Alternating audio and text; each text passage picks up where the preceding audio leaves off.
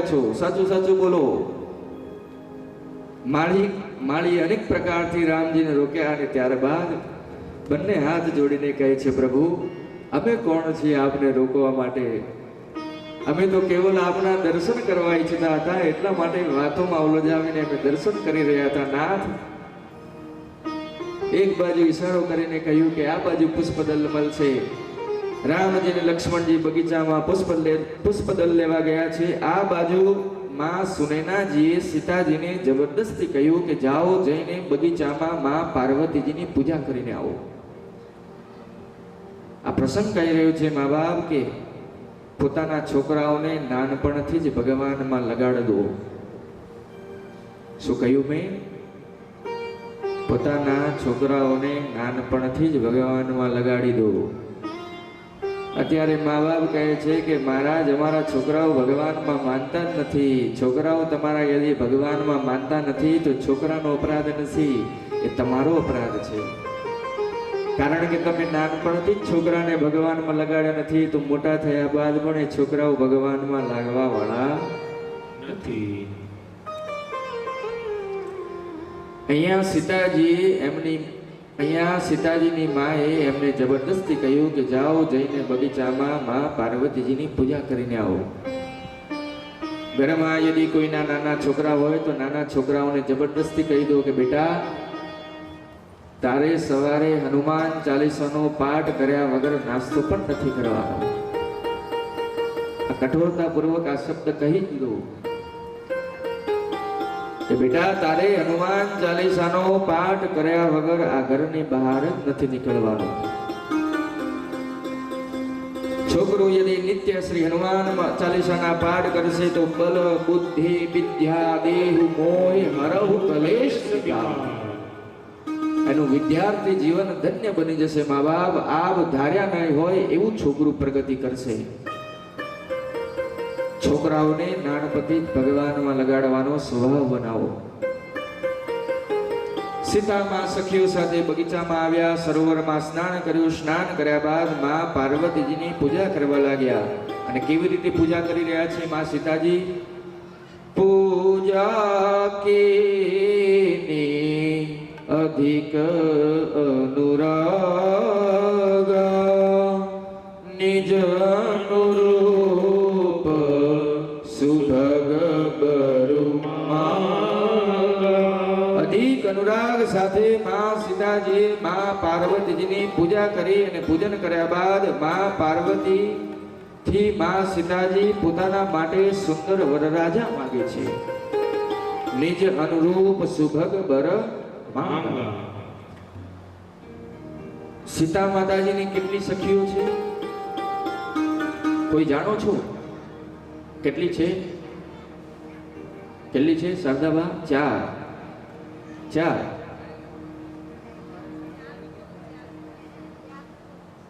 કેટલી? 3. નહીં. ભાઈઓમાં કોઈ?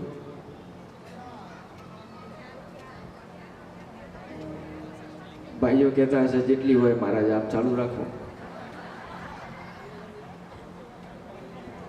સીતા માતાજીની 8 સખીઓ છે. કેટલી સખીઓ છે? 8 સખીઓ છે. જો હરેક ગ્રુપમાં, હરેક સંસ્થામાં, હરેક પરિવારમાં, હરેક કમિટીમાં 2 ચતુર માણસ હોય છે. શું હોય છે? ચતુર માણસ. જમણવારમાં જો 2 માણસ એવા હોય કે જે કામ ન કરે પણ હલ્લું વધારે કરે. અરે શાકભાજી લાવો, પતી ગયું શાક લાવો. એ પાછા થાળી લઈને ઉભા હોય હાથમાં. અરે પૂરી પતી ગઈ, પૂરી તળાવો ફટાફટ, ભજીયા કઢાવો. એ કશું જ ના કરે. એક બાજુ શ્રીખંડની ચમચી મોઢામાં મૂકે ને એક બાજુ હલ્લા હુલ કરે.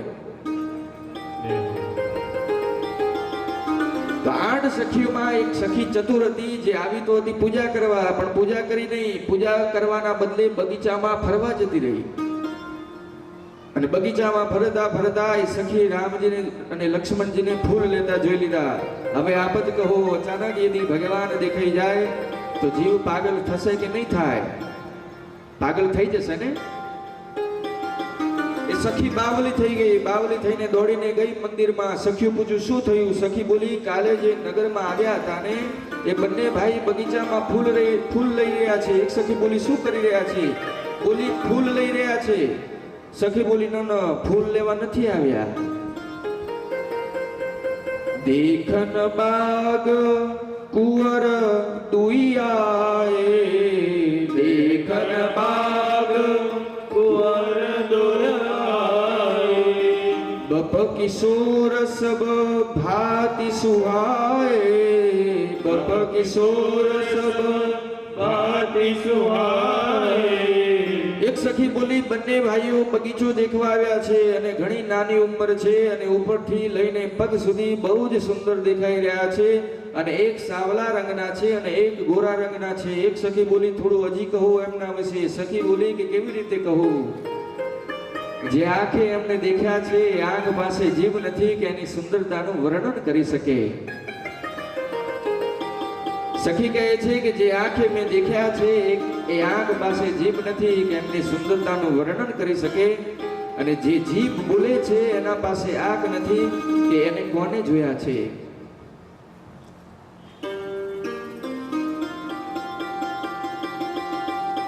અને હું તો કહું છું કે આપ પણ મારી સાથે ચાલો, જે મેં દેખ્યા છે આપને પણ હું બતાવી દઉં.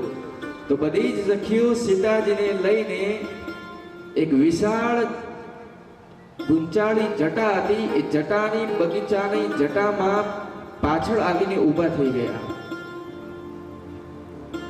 માં સીતાજી ત્યાં જ ઊભા રહીને રામજીને લક્ષ્મણજીને જોઈ રહ્યા છે, આ રીતે જોઈ રહ્યા છે. અને જેવી જ દ્રષ્ટિ રામજી ઉપર પડી માં સીતાજીની, તો માં સીતાજી ત્યાં જ શબ્દ થઈ ગયા, એકદમ સ્ટેચ્યુ થઈ ગયા.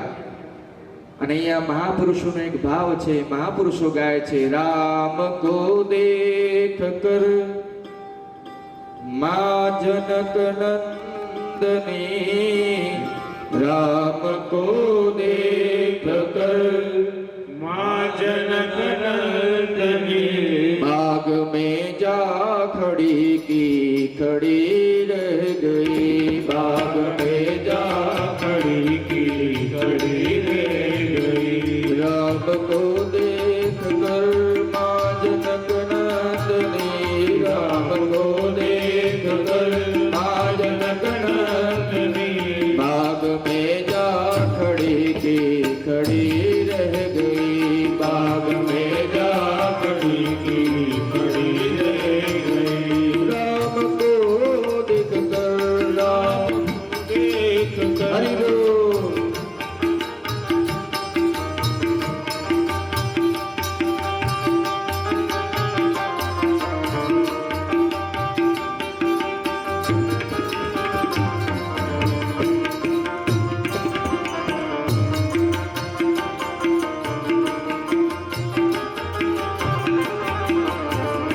राम देखे सिया माँ सिया राम को, राम देखे सिया माँ सिया राम को, राम को देख कर माँ जनक नंदनी, राम को देख कर माँ जनक नंदनी, बाग में जा खड़ी थी खड़ी रह गई, बाग में जा खड़ी थी खड़ी रह गई, जनकपुर देखने के लिए थी, जनकपुर देखने के लिए सारी सखिया जरोखन देखन लगी, सारी सखिया जरोखन देखने लगी, राम को देख कर माँ जनक नंदनी, राम को देख कर माँ जनक नंदनी, राम को देख कर माँ जनक नंदनी।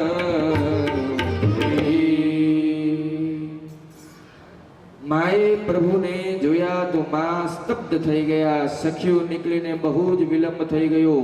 ત્યાં સુધી એક સખી બોલી કે ચાલો ચાલો હવે જઈએ, બહુ જ વિલંબ થઈ ગયો, તો કાલે ફરીથી આ જ સમયે અહીંયા આવવાનું છે. હવે આનો શું મતલબ છે? જવું તો શાંતિથી જતા રહો, શા માટે બોલીને ગયા? તો સખી રામજીને સંભળાવવા ઈચ્છે છે કે કાલે આ જ સમય અમે અહીંયા પાછા આવશું, તો તમે પણ આ સમય નોંધી લેજો અને આ સમયે જ પાછા બગીચામાં આવતા રહેજો. સખીઓ સીતામાને લઈને મંદિરમાં ગયા. મંદિરમાં જઈને માં સીતાજીએ માતાજીની સ્તુતિ કરી. ગોસ્વામીજી કહે છે કે આ જે માતાજીની સ્તુતિ છે એ માતાજીની સ્તુતિમાં જે ચંડી પાઠના 700 શ્લોક છે એ 700 શ્લોકોનો જે સાર છે એ સારને ગોસ્વામીજીએ માતાજીની આ સ્તુતિમાં નિચોડ્યો છે. આપ પણ યદિ માતાજીની કોઈ સ્તુતિ ન કરી શકતા હોય તો માતાજીની આટલી માં ઉમિયાના સામે ઉભા રહીને આટલી સ્તુતિ કરી દો, આપનું બેડું પાર થઈ જશે. બહુ જ સરસ સ્તુતિ છે. માં સીતાજી માં પાર્વતીજીના સન્મુખ સ્તુતિ કરે છે અને કહે છે, જય જય ગિરિબર રાજ કિશોરે, જય જય ગિરિબર રાજ કિશોરે, જય મહેશ મુખ ચંદ ચકોરે,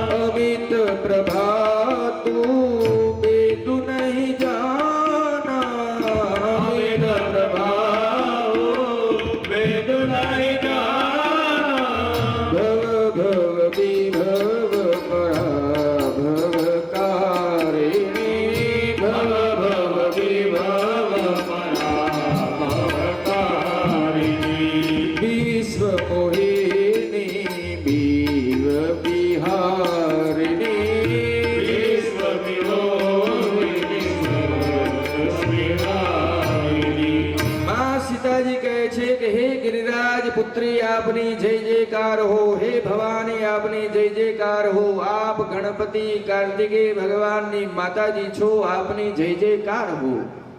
હે માં, આપના અમિત સ્વભાવને ન તો શેષ નારાયણ જાણે છે અને ન તો વેદ ભગવાન જાણે છે. માં, આપનો ના તો અંતનો પતો છે અને ન તો પ્રારંભનો પતો છે. સંસારમાં માં જેટલી પણ સ્ત્રીઓ છે બધી જ સ્ત્રીઓ પ્રતિવતાની ગણના કરીએ તો એમાં આપનું સ્થાન પ્રથમ સ્થાન આવે છે. માં, આપ તો શિવજીની પ્રિયા છો, આપ મને વરદાન આપવા વાળી છો. હું જાણું છું કે આપની સેવા કરીને મનુષ્ય ધર્મ અર્થ કામ મોક્ષ કંઈ પણ પ્રાપ્ત કરી શકે છે. હે ભવાની, આપ તો બધાની અંદર બેઠા છો અને આપ તો સીતાજીના અંદર પણ વિરાજમાન છો અને આપ મારા મનની વાત જાણો છો, કારણ કે આપ મારા અંદર વિરાજમાન છો. એટલા માટે હે ભવાની, આપ મારા મનની વાત જાણો છો, એટલા માટે સીતા આજ તમારાથી કહેશે નહીં કે સીતાજીને શું જોઈએ છે.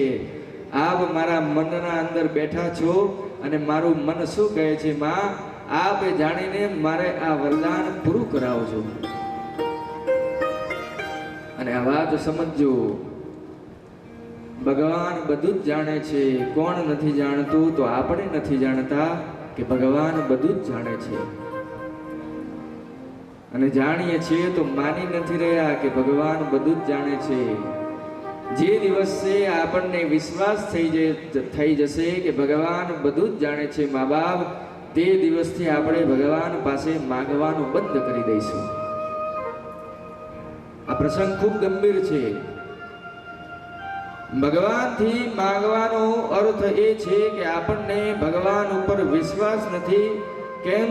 તો આપણે આ વિશ્વાસ નથી કરી શકતા કે ભગવાન પાસેથી વગર માંગે પણ કંઈ પણ મળી શકે છે. મા બાપ, વિશ્વાસ રાખો, ભગવાન બધું જ જાણે છે. યદિ માંગવું જ છે તો ભગવાન પાસેથી ભગવાનને જ માંગી લો. અને જ્યારે ભગવાન આપણા થઈ જશે તો એના જેવો આનંદ ક્યારેય આવશે નહીં. અને આનું પ્રમાણ આપું છું. કોઈની ઓળખ એમએલએ સાથે હોય, મંત્રી સાથે,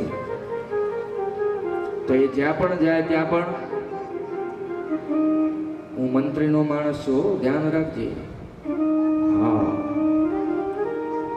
હમણાં અમે દેગામ બાજુ ગયા તો દેગામ બાજુ તમને વાત સાંભળીને આશ્ચર્ય થશે કે એમએલએ ના જે શાળા હોય ને, શાળો, એ શાળાએ ગાડીની પાછળ લખાવ્યું કે એમએલએ કાર. હવે શાળો ક્યાં એમએલએ છે તે શાળાને લખાવવાનું હતું.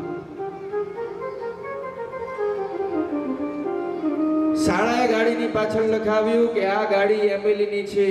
શાળો ક્યાં રહે, એમએલએ ક્યાંના છે, આનો સંબંધ ક્યાં છે? તો પણ બોલો, પાવર તો વાપરવો જ છે, એટલા માટે શાળાએ લખાવ્યું આ એમએલએ ની ગાડી છે. હવે વિચારો, એમએલએ આપણા ભાઈબંધ બની જાય તો આપણને કેટલો આમ પાવર આવે? આવે કે નહીં આવે? આવશે કે નહીં આવે? આવશે જ નહીં. તો મા બાપ એ જ પ્રકારે જે જગતનો માલિક છે, યદી એ જગતનો માલિક આપણો સંબંધી બની જશે તો પછી કેટલો આનંદ આવશે. અને સાહેબ, એમએલએ ને મંત્રી ને આ બધા તો આ જન્મમાં જ સાથ આપશે. અરે આ જન્મમાં શું, ક્યાંક ખાટા મોડી વાત થઈ ગઈ તો ત્યાં પણ સાથ આપવાનો બંધ કરી દેશે. પરંતુ ભગવાન યદી આપણા સંબંધી થઈ જશે મા બાપ, તો જન્મો જન્મો સુધી ભગવાન આપણો સાથ આપશે. અને ભગવાનથી એક જ પ્રાર્થના કરો, બીજી કોઈ પ્રાર્થના કરો, બીજી કોઈ પ્રાર્થના ન કરો, કેવલ એક જ પ્રાર્થના કરો. अरे देना है तो दीजिए जन्म जन्म का साथ, देना है तो दीजिए जन्म जन्म का साथ, अरे देना है तो दीजिए जन्म जन्म का साथ, देना है तो दीजिए जन्म जन्म का साथ. मेरे सर पर रख बनवारी, मेरे सर पर रख बनवारी, अपने ये दोनों हाथ, देना है तो दीजिए जन्म जन्म का साथ, वो देना है तो दीजिए जन्म जन्म का साथ.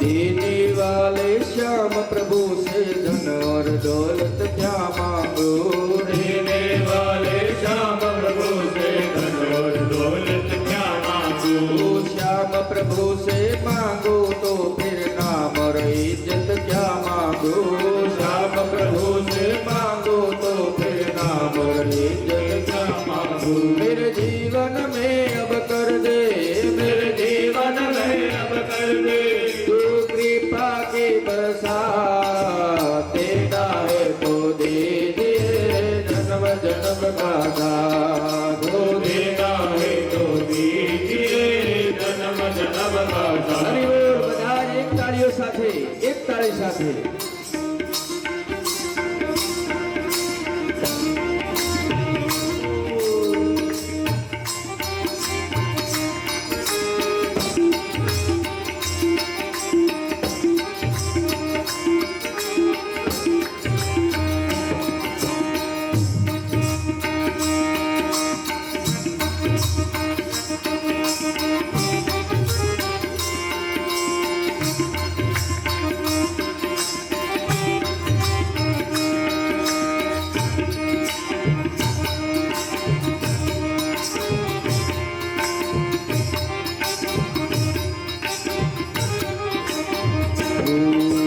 श्याम तेरे चरणों की धूली धन और दौलत से महंगी है, श्याम तेरे चरणों की धूली धन दौलत से महंगी है।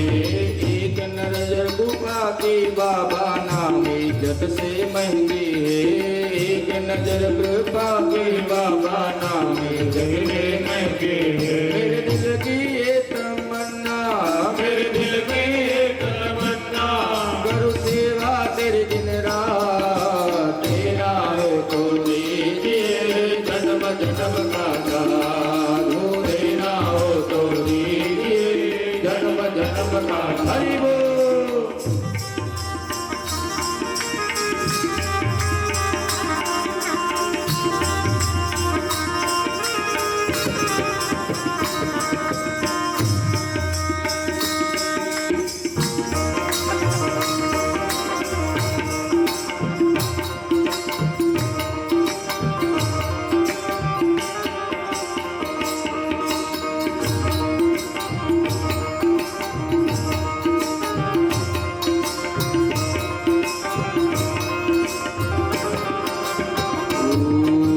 झुलस रहे हैं गम की धुन पे प्यार की छविया कर देना। झुलस रहे हैं गम की धुन पे प्यार की छविया कर देना। बिन माझी के नाव चले ना अब पतवार पकड़ लेना। बिन माली के नाव चले ना अब पतवार पकड़ लेना। मेरा रास्ता रोशन करना, मेरा रास्ता रोशन करना, ढाए अंधियारे रात, देना हो तो दीजिए जन्म जन्म का साथ, देना हो तो दीजिए जन्म जन्म। हरि बोल।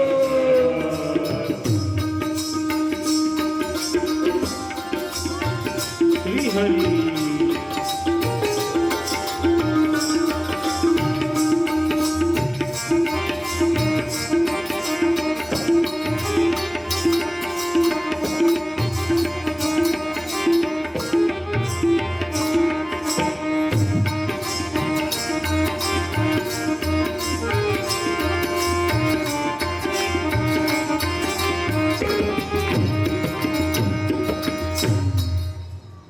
ભગવાનથી કેવલ એક જ પ્રાર્થના કરો, મા બાપ દેના હેતુ દીજીએ।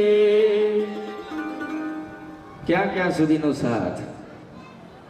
જન્મ જન્મ का साथ। एक बार यदि भगवान સાથે મા બાપ સંબંધ બની જશે તો પછી જીવનમાં આનંદ જ આનંદ પ્રાપ્ત થઈ જશે।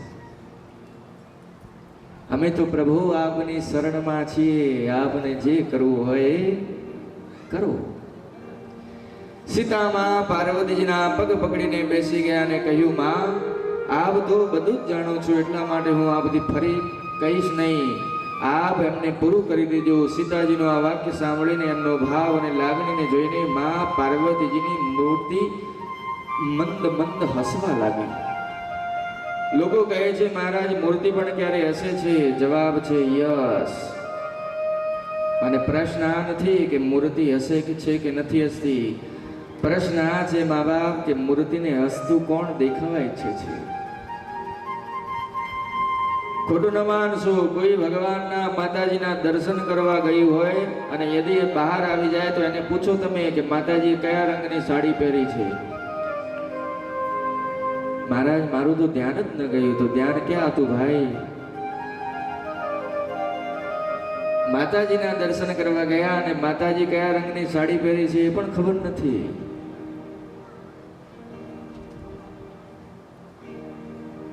સાહેબજી ભગવાનને દેખવા ઈચ્છે છે, ભગવાન એને તરત જ દેખાઈ જાય છે। એક સિદ્ધ સંત થઈ ગયા પરમ પૂજ્ય શ્રી રામકૃષ્ણ પરમહંસ સ્વામીજી, स्वामी श्री विवेकानंद जी ना सदगुरु भगवान। एमनी पुस्तकों में वांचेली छे। महात्मा कहे छे कि आ कलयुग में पण यदि कोई भगवान ने देखवा इच्छे छे तो एने मात्र 3 दिवस में भगवान ना दर्शन प्राप्त थई जशे। केटला दिवस में? 3 दिवस में। स्वामी विवेकानंद जी एक दिवस श्री रामकृष्ण परमहंस जी ने पूछ्યું कि गुरुदेव અને આપને ખબર ન હોય તો કોલકાતામાં ગંગાજીના કિનારે જે મહાકાલીનું માતાજીનું મંદિર આવેલું છે, જેનું નામ છે દક્ષિણેશ્વર કાલી માતા. કોઈ ગયેલું છે ત્યાં? અને સાહેબ, એ જે માતાજી છે એ કાલી માતા એ સાક્ષાત માં સીતાજી છે. કોણ છે? સાક્ષાત માં સીતાજી છે.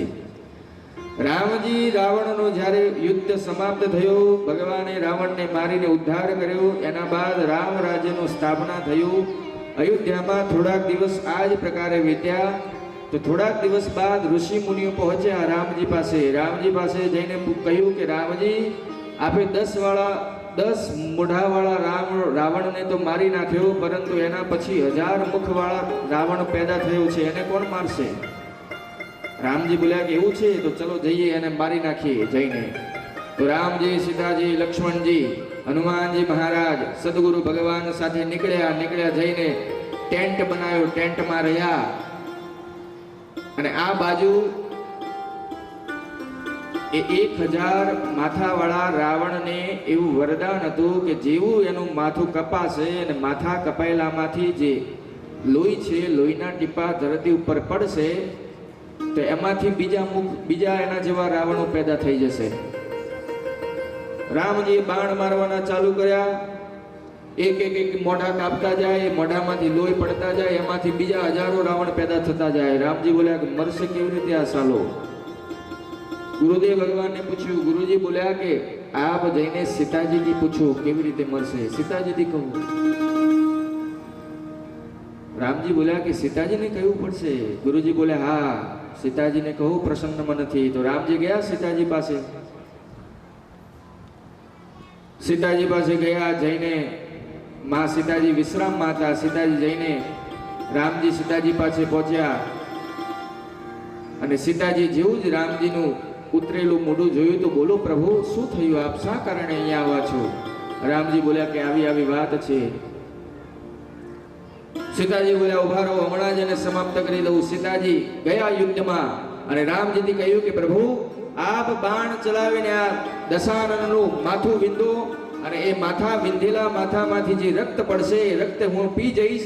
તો જ્યારે ટીમ્પા નીચે પડશે જ નહીં તો રાવણ પેદા થવા વાળા નથી. તો માં સીતાજી વિકરાલ રૂપ ધારણ કરીને રામજી એક બાજુ બાણ ચલાવતા ગયા અને એ જે રક્ત પડી રહ્યું હતું એ રક્તમાંથી માં સીતાજી રક્તપાન કરતા રહ્યા. દશાનન રાવણનું મૃત્યુ થયું, અંતમાં એનો ઉદ્ધાર થયો. આ બાજુ માં સીતાજી એટલા બધા વિકરાલ થઈ ગયા કે માં સીતાજી શાંત જ ન થાય. રામજી જોયું કે આ તો પરિસ્થિતિ ખરાબ થઈ ગઈ છે. તો શંકરજી કહ્યું કે ઉભા રહો, હું જઈને એમને રોકું. તો શંકરજી જ્યાં સીતાજી ચાલી રહ્યા હતા ત્યાં શંકરજી વચમાં ઊંઘી ગયા. અને માં સીતાજી આવતા જમણો પગ માં સીતાજીનો ભગવાન શંકરજીના વક્ષસ્થળ ઉપર પડ્યો.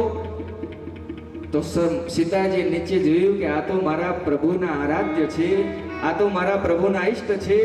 શરમના કારણે માં સીતાજીની જીભ નીકળી ગઈ અને ત્યારથી જ માં સીતાજીનું રૂપ પ્રગટ થયું, દક્ષિણેશ્વર કાલી માતા. અને એ મંદિર આજ પણ ઉત્તરમાં છે, પરંતુ એનું નામ છે દક્ષિણેશ્વર કાલી માતા. કારણ કે જમણો પગ સીતાજીનો ભગવાન શંકરજીના વક્ષસ્થળ ઉપર પડ્યો હતો, એટલા માટે એનું નામ પડ્યું દક્ષિણેશ્વર કાલી માતા. અને એ જ મંદિરમાં સ્વામી રામકૃષ્ણ પરમહંસજી મહારાજ પૂજારી હતા, માતાજીની પૂજા કરતા હતા. અને આપને સાંભળીને ક્યાંક વિશ્વાસ નહીં થાય, પરંતુ દિવસમાં જ્યારે રામકૃષ્ણ પરમહંસજી ભોગ લગાવવા જતા ને મંદિરમાં, તો એ મંદિરમાં ભોગ લગાવતી સમયે માં સીતાજી મહાકાલી સાક્ષાત એ મૂર્તિમાંથી બહાર નીકળીને રામકૃષ્ણ પરમહંસજી એક કોળીઓ માતાજીના મુખમાં આપે અને માતાજીએ ભોજન ગ્રહણ કરે. આ નિત્યનો વ્યવહાર હતો. તો સ્વામી વિવેકાનંદજી પૂછ્યું કે ગુરુદેવ, સ્વામી વિવેકાનંદજી પોતાના ગુરુદેવ શ્રી રામકૃષ્ણ પરમહંસજીથી પૂછ્યું કે ગુરુદેવ, આપને તો માતાજી દેખાય છે અને હું દેખું છું તો મને મૂર્તિ દેખાય છે, તો ગુરુદેવ મને માતાજી ક્યારે દેખાશે? ગુરુદેવે કહ્યું કે એક દિવસ તને પણ દેખાશે, ધીરજ રાખો. તો 2-3 દિવસ વીત્યા પછી ગુરુદેવે કહ્યું કે સ્વામી વિવેકાનંદજીથી કહ્યું કે બેટા નરેન્દ્ર, ચાલો આજે ગંગાજીમાં સ્નાન કરીને આવીએ. તો ગુરુ અને ચેલા બંને પહોંચ્યા ગંગાજીમાં, કમર સુધી પાણીમાં ઉતર્યા. અને ગુરુજીએ કહ્યું સ્વામી વિવેકાનંદજીથી કે હવે ગંગાજીમાં ડૂબકી લગાવો. અને જેવા સ્વામી વિવેકાનંદજીએ ગંગામાં ડૂબકી લગાવી તો શ્રી રામકૃષ્ણ પરમહંસજી એમનું માથું પકડીને અંદર ડૂબાડવા લાગ્યા. હવે સ્વામી વિવેકાનંદજી અંદર તડપી રહ્યા છે, ગુરુદેવ હજી દબાઈ રહ્યા છે અંદર. તો સ્થિતિ આવી થઈ ગઈ કે એક સેકન્ડ પણ હજી સ્વામી વિવેકાનંદજી પાણીમાં રહે તો એમનો પ્રાણ ન્યછાવર થઈ જાય. તો ગુરુજીને ખબર પડી તો માથું છોડી દીધું. સ્વામી વિવેકાનંદજી બહાર આવ્યા, બોલ્યા ગુરુજી આ શું કરી રહ્યા છો? આપને કઈ ખબર પડે છે કે નહીં પડતી? ગુરુદેવ બોલ્યા કે બેટા હું ભૂલી ગયો હતો કે મેં તમને દબાવી રાખ્યા હતા. ચાલો ચાલો કઈ વાંધો નહીં. ગુરુજી અને ચેલો જઈ રહ્યા છે પાછા મંદિરમાં. તો રસ્તામાં જતા જતા ગુરુદેવે પૂછ્યું કે નરેન્દ્ર, જ્યારે મેં આપને પાણીમાં ડૂબાડ્યા હતા ત્યારે આપ તડફી રહ્યા હતા. નરેન્દ્ર બોલ્યા કે ગુરુજી એટલો બધો તડફી રહ્યો હતો કે વાત ન પૂછો એની. તો ગુરુદેવ પૂછ્યું કે કેટલી તડપ હતી આપના અંદર? તો બોલ્યા કે ગુરુદેવ મારા અંદર એટલી તડપ હતી કે હું એને કહી નથી શકતો. ત્યારે સ્વામીજીએ કહ્યું કે 3 દિવસ પહેલા આપે મને પ્રશ્ન કર્યો હતો કે આપને માતાજી ક્યારે મળશે? તો એનો ઉત્તર આજ હું આપી રહ્યો છું કે આજ પાણીની બહાર નીકળવાની જેટલી તડપ તારા અંદર હતી, એ જ પ્રકારે જે દિવસ તારા અંદર માતાજીને દેખવાની તડપ જાગી જશે એ દિવસ જ તને માતાજી દેખાઈ જશે. મા બાપ, એ દિવસ જ માતાજી દેખાઈ જશે.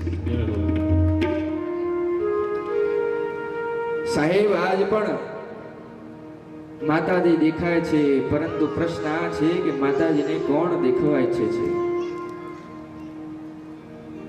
અમારા 2 મિત્ર આયા છે, પિન્ટુભાઈ અને જયભાઈ. એકવાર તાળીઓથી વધાવી, પાછળ બેઠા છે. ખૂબ ખૂબ સ્વાગત છે આપણું. તો માં પાર્વતીજીની મૂર્તિ હસી ઉઠી. સીતાજીએ માળા પહેરાવેથી એ માં પાર્વતીજીના ગળામાંથી માળા સરખીને માં સીતાજીના ખોળામાં આવીને પડી. અને પાર્વતીજી કહ્યું, હે જાનકીજી, સુનિશ્ચય સત્ય અશીષ હમારી, પૂજહિ મન કામના તુમારી. હે સીતાજી, હું તમને આશીર્વાદ આપું છું કે પૂજહિ મન કામના તુમારી, આપની મનોકામના પૂર્ણ થશે અને આપને એ જ વર પ્રાપ્ત થશે જે આપના મનમાં વસેલા છે. સીતામાએ કહ્યું, માં હજી સ્પષ્ટ બતાવો. ત્યારે માં પાર્વતીજીએ હજી સ્પષ્ટ કર્યું છે. માં પાર્વતીજી કહે છે સીતાજીથી, હે સીતાજી, મને જાહિરા ચેહુ મિલહી સોબરુ સહજ સુંદર રાવરો, કરુણા નિદાન સુજાન શીલ સ્નેહ જાનત રાવરો, એ ભાતિ ગૌરી શીશ સુનિશિય સહિત સિંહ હરસી અલી, તુલસી ભવાની પૂજી પુનિ પુનિ મુદિત મન મંદિર ચલી.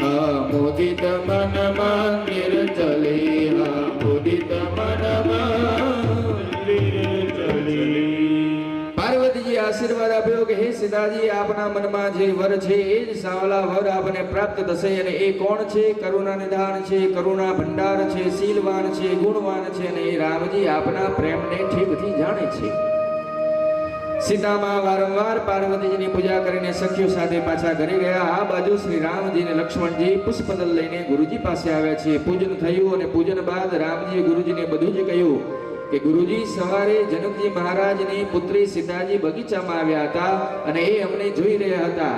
આવી રીતે જોઈ રહ્યા હતા. રામજી ગુરુજીથી બધું કહ્યું. ગુરુજી કહ્યું કે રામજી, ગુરુજી આંખો બંધ કરીને ધ્યાન કર્યું, જોયું કે માં પાર્વતીજીએ સીતાજીને આશીર્વાદ આપ્યા છે. ગુરુજી આ બાજુ કહે છે કે રામજી, બગીચામાં પાર્વતીજીએ સીતાજીને આશીર્વાદ આપ્યા છે અને અહીંયા હું આપને આશીર્વાદ આપું છું કે એ જી સુફલ મનોરથ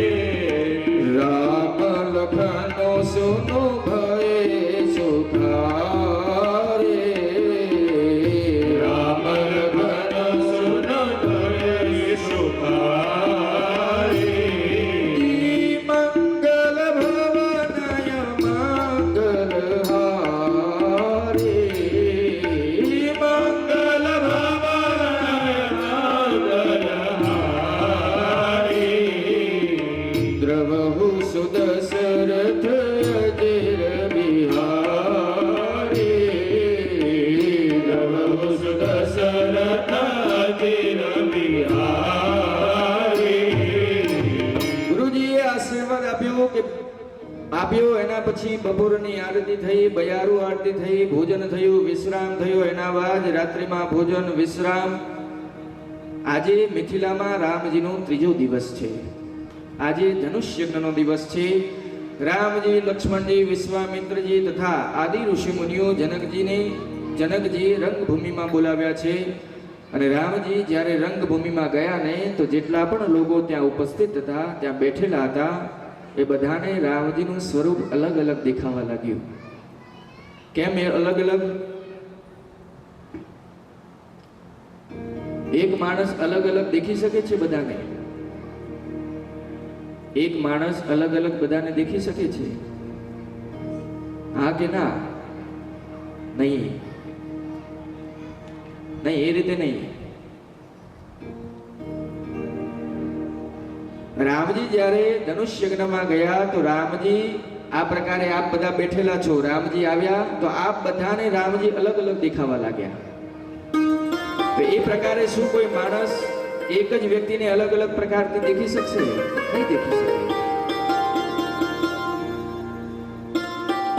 આ જબ્બો કયા રંગનો પહેર્યો છે મેં? કયા રંગનો છે? ભાઈ, આ ખેસ કયા રંગનો છે? લાલ રંગનો. તો કોઈને એવું દેખાયું કે કાળો જબ્બો છે, લાલ ખેસ છે? બધાને એક જ દેખાયું ને? પરંતુ દર્શન કરો, કોઈ કાળા રંગના ચશ્મા પહેરીને બેઠું હશે, એને કેવું દેખાશે? કાળું દેખાશે. કોઈ લીલા કલરના ચશ્મા પહેરીને બેઠું હશે, એને લીલા કલરના. મતલબ જે પ્રકારની આપણી દ્રષ્ટિ હોય છે એ જ પ્રકારની આપણને સૃષ્ટિ પણ દેખાય છે. બેમાન લોકોને કોઈ દિવસ ઈમાનદાર માણસ ન દેખાય. બેમાન માણસ કોઈ પણ દિવસ કોઈના ઉપર વિશ્વાસ ન કરે, કારણ કે પોતે બેમાન છે, એટલે એને કોઈ ઈમાનદાર માણસ દેખાશે જ નહીં. અને ઈમાનદાર માણસ કોઈ પણ દિવસ બેમાન માણસને નહીં દેખે, એને બધાની અંદર ઈમાનદારી દેખાય. તો સભામાં જેટલા પણ રાજાઓ આવ્યા હતા, જે પોતાને વીર માની રહ્યા હતા, તો રામજી એમને પરમ વીર દેખાવા લાગ્યા. જે અસુરો નકલી મનુષ્યનું રૂપ ધારણ કરીને સભામાં બેસ્યા હતા, એ અસુરોને રામજીનું સ્વરૂપ કાલ સ્વરૂપ દેખાવા લાગ્યું. જે જ્ઞાની રાજા હતા એમને રામજી પરમ તત્વ દેખાવા લાગ્યા. જે ભગત રાજા હતા એમને રામજી પોતાના ભગવાન દેખાવા લાગ્યા. ગોસ્વામીજી બોલ્યા કે કોની કોની વાત કહું, પરંતુ એક જ વાત કહું છું, જીન કે રહી ભાવના જૈસી પ્રભુ મૂર્તિ તન દેખી જૈસી. બધા જ લોકોએ પોતપોતાની ભાવના અનુરૂપ મારા ભગવાનના દર્શન કર્યા. શ્રી જનકજી મહારાજે વિશ્વામિત્રજીને આખા યજ્ઞશાળાની, ધનુષ યજ્ઞશાળાની રચના દેખાડી. અને અહીંયા દર્શન કરો, વિશ્વામિત્રજીએ શ્રી જનકજી મહારાજની એટલી બધી પ્રશંસા કરી કે શ્રી જનકજી મહારાજે પ્રસન્ન થઈને પોતાના સેવકોને કહ્યું કે આ દાદાને સૌથી ઊંચા આસન ઉપર બેસાડો.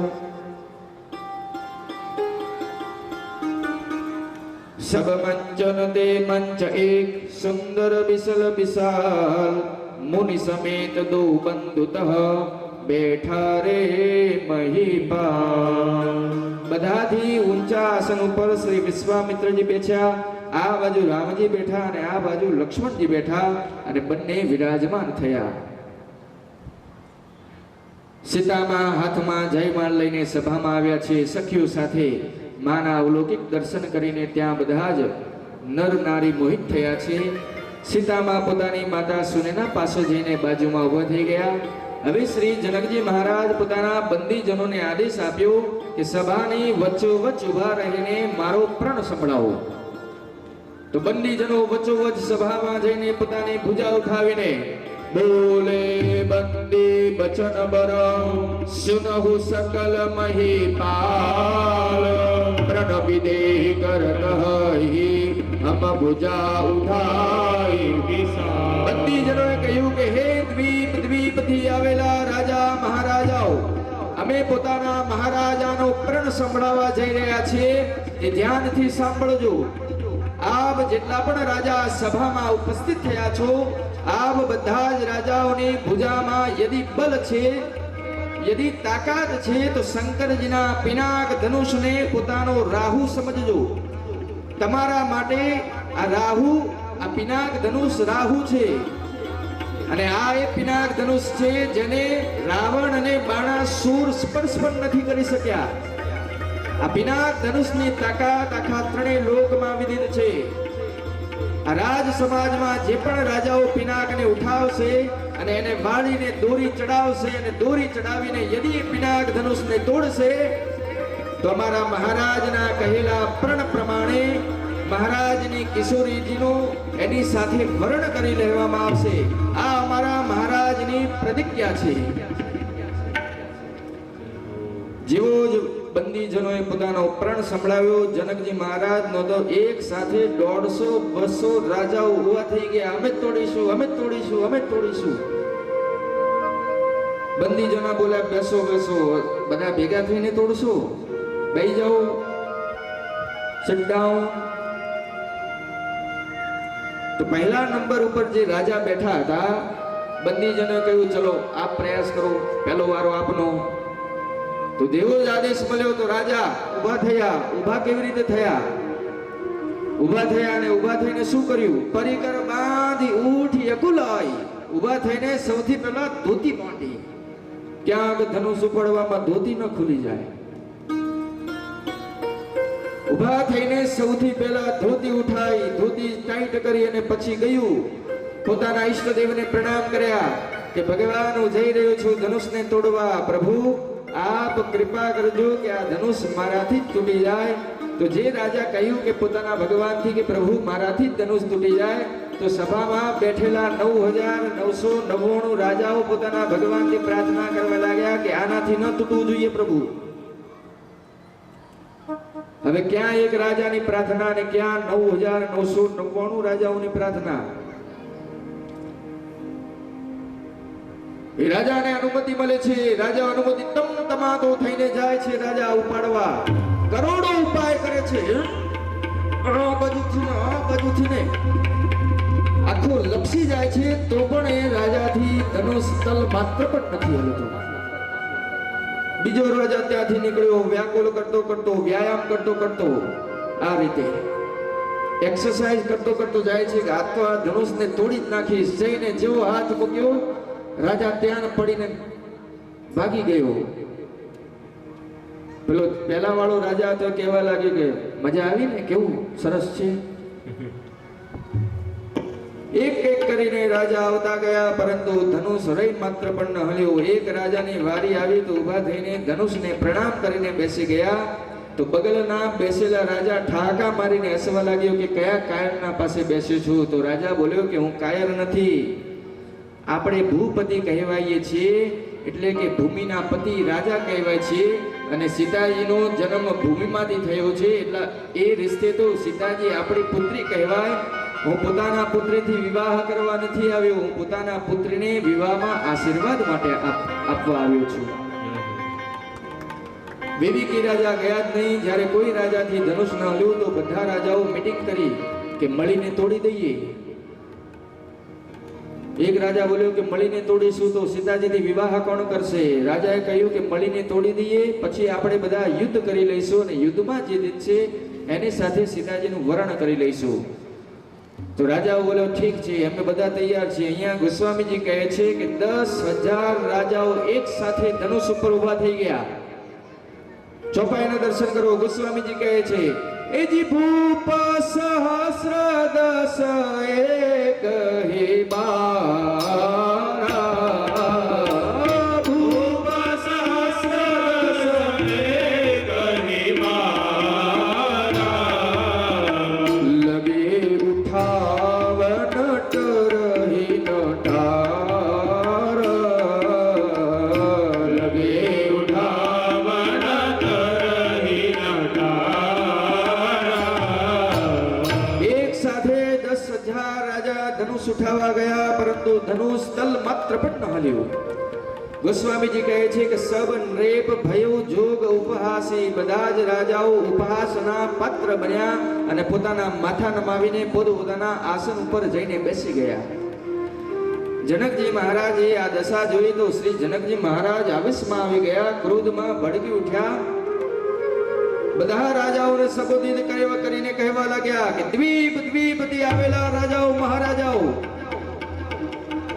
આપ રાજા અને મહારાજાઓમાંથી આપમાંથી કોઈ એમ નહીં બોલી શકે કે હું વીર છું.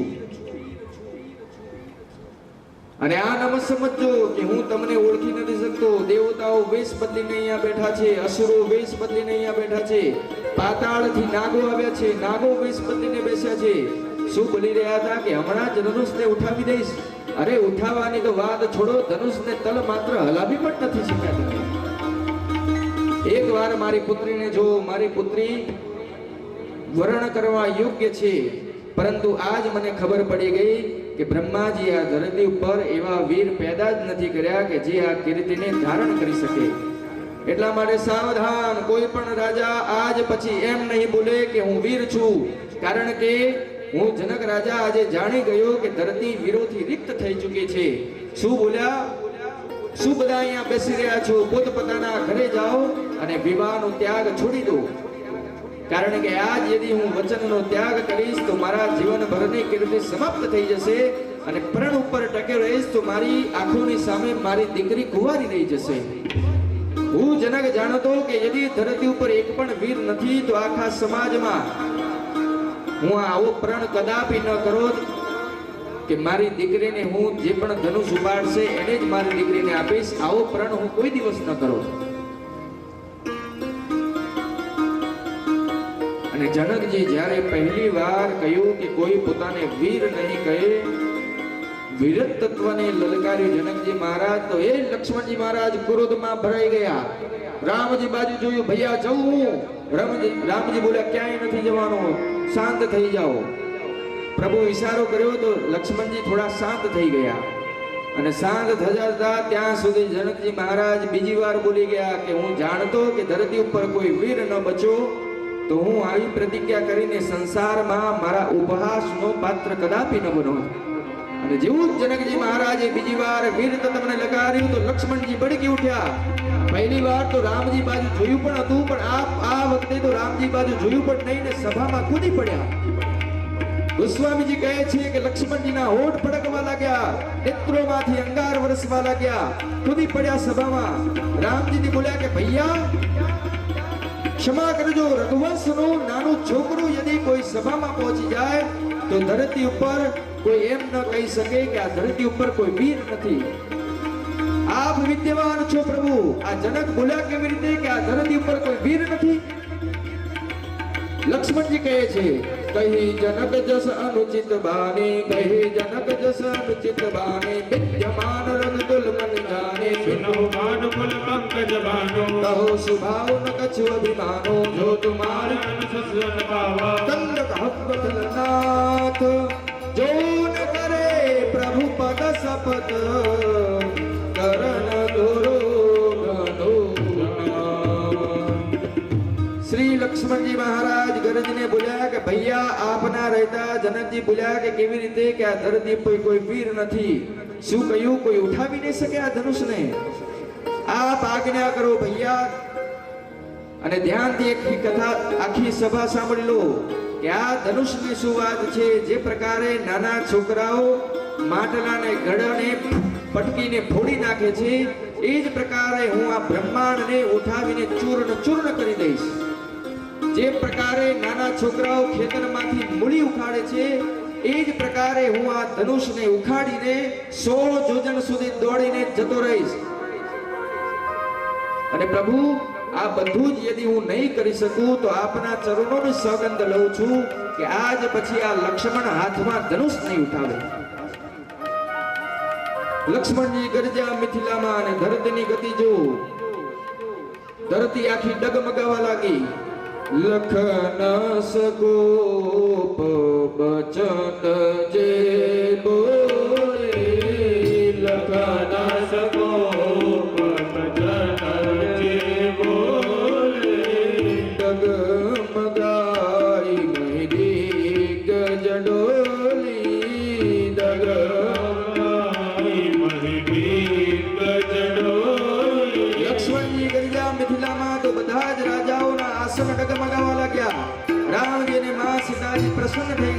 જનકજી મહારાજ દીવાઈ ગયા કે અરે બાપ, નાનો આટલો જોરદાર છે તો મોટો કેટલો જોરદાર હશે. સદગુરુ ભગવાને વિશ્વામિત્રજી લક્ષ્મણજીની લલકાર સાંભળીને કૂદી પડ્યા સભામાં. બોલ્યા વાહ છેલા વાહ, શું લલકાર કર્યો છે તે. આનંદ થઈ ગયો. લક્ષ્મણજી ગરજતા ગરજતા પહોંચ્યા ધનુષ પાસે. રામજી સામે જોયું. ભૈયા ઉઠાવી દઉં? આપ કહો તો અત્યારે જ ઉઠાવીને આને ખંડ ખંડ કરી નાખું.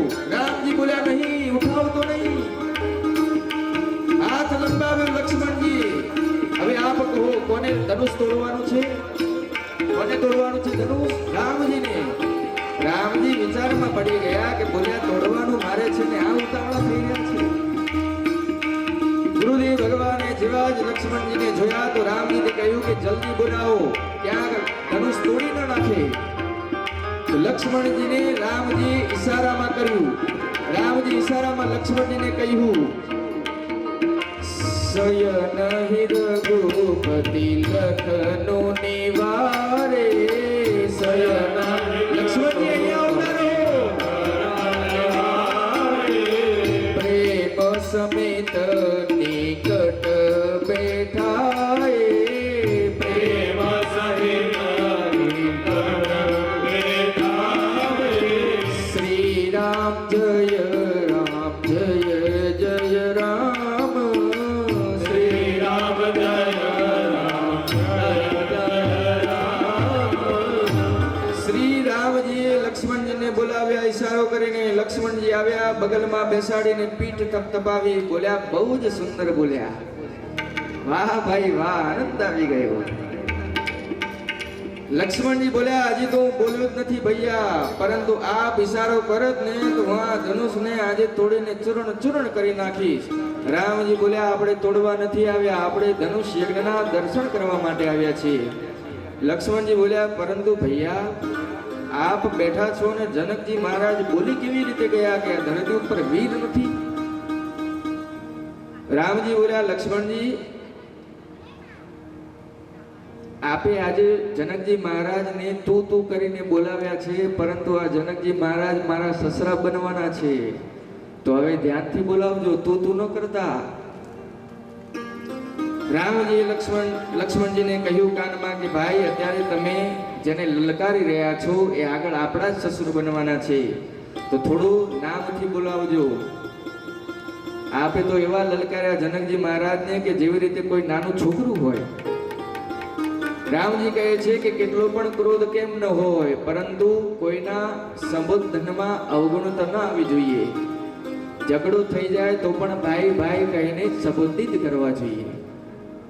અહીંયા વિશ્વામિત્રજી વિચાર કર્યો કે સમય આવી ગયો છે રામજીને મોકલવાનો, તો આદેશ આપ્યો ગુરુજીએ કે હે રામજી ઉઠહુ રામ બંજહુ ભવ ચાપા. ઉઠહુ રામ. રામજી ઉઠીને ધનુષને તોડી નાખો. મીટી હુતાત જનક ભરિતાપા.